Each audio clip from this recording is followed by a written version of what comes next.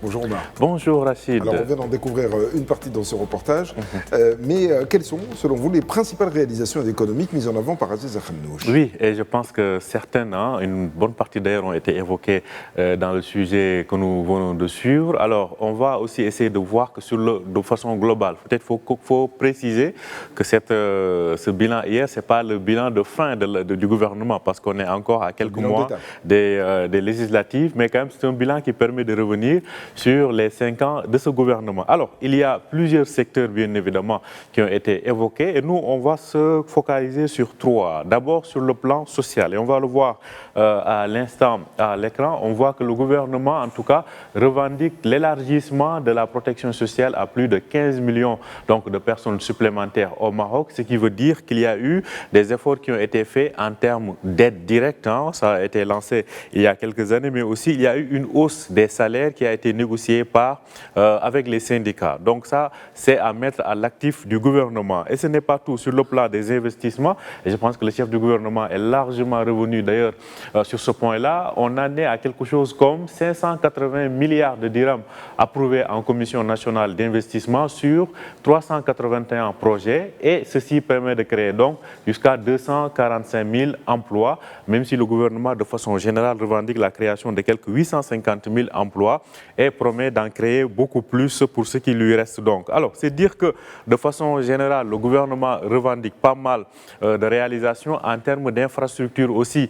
Il y a eu pas mal de réalisations. On pense à ces projets de dessalement d'eau de mer. On pense aussi à ces projets de transfert d'eau entre les différents bassins hydrauliques du Maroc. On pense aussi à ces chantiers qui accompagnent la CAN, qui ont accompagné la CAN et qui vont accompagner le mondial.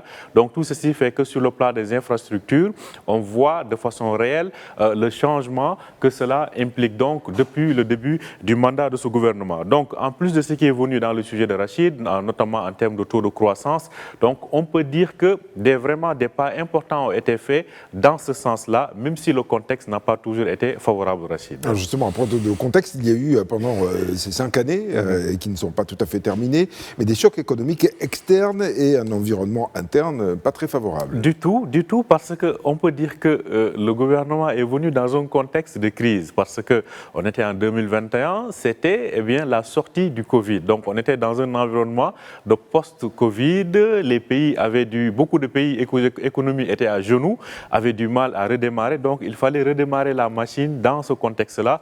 Et on se rappelle avec la crise qu'il y a eu à l'époque sur le transport maritime, le fret maritime qui a flambé et qui a automatiquement entraîné une inflation record jamais vue. Et jusqu'à présent, en réalité, on a du mal à sortir de ce cycle d'inflation.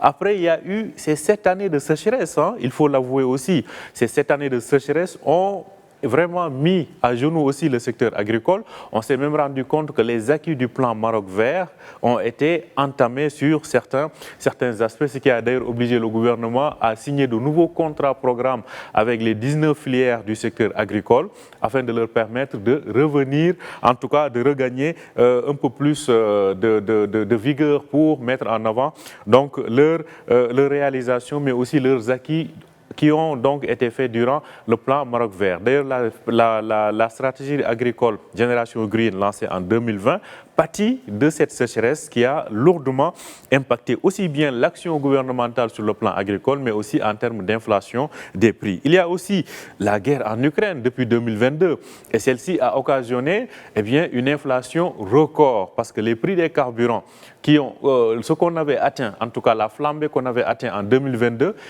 on ne l'a pas encore atteint malgré cette guerre actuelle qui est en train de se poser et qui constitue, selon les dires de la ministre de l'Énergie ou de la Transition énergétique, une crise sans précédent dans le secteur des énergies. Donc, c'est dire que l'ensemble de ces facteurs ont compliqué l'action du gouvernement, sans parler de ce séisme en 2023. Donc de ce séisme de septembre 2023 au House, qui a aussi, il faut le dire, bousculé la feuille de route parce qu'il fallait allouer des fonds d'urgence, notamment ces fonds de 120 milliards d'investissements pour la reconstruction post-séisme des houses. Donc c'est dire que ce mandat du gouvernement Akhanouch a été marqué par une série interminable de crises qui ont bien évidemment faussé les calculs et négativement impacté l'action du gouvernement. Merci beaucoup Omar Baldé. On est obligé malheureusement de s'arrêter là parce que le temps file. Merci. En tout cas, c'était la story.